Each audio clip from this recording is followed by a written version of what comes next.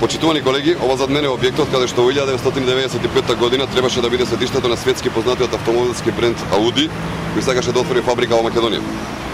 Оваа фабрика ќе вработеше најмалку 1000 работници. Но уште многу компании од оваа дејност во државата ќе продолжат да работат и дополнително поради таа инвестиција во Македонија. Веројатно ќе дојде уште многу деловни партнери на Ауди и банки кои што ќе го поддржуваат нивното работење. Тоа ќе значише илјадници нови работни места. Ауди не влегува во Македонија, оваа фабрика никогаш не се отвара. Во медиумите се говореше дека некои луѓе од владата на Црвенковски од германската компанија побарале дополнителни милионски провизии. Пропуштена е можност за вработување на над 1000 македонски граѓани. Пропуштена е можност за индиректно ангажирање на десетина илјади други работници и за пораст на економијата. Ауди наместо во Македонија отвори своја фабрика во Хрватска. Неповратно е пропуштена оваа можност.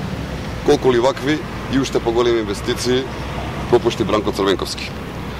Наместо да се занимава со привлекување на странски инвестиции во државата, кога сите околни држави го правеа тоа, Бранко Црвенковски неговата влада се занимаваше со приватизацијата и со грабежот на општествениот имот и државните фабрики. Затоа тие треба да одговорат каде отидоа 5 милиарди долари, колку што беше проценета вредноста на општествениот капитал, кој што беше разграбан во криминалната приватизација. Оваа пропадната инвестиција е само символ на владењето на Бранко Црвенковски. Доказ за хаосот во кој овој човек е втурна државата и сите нејзини граѓани.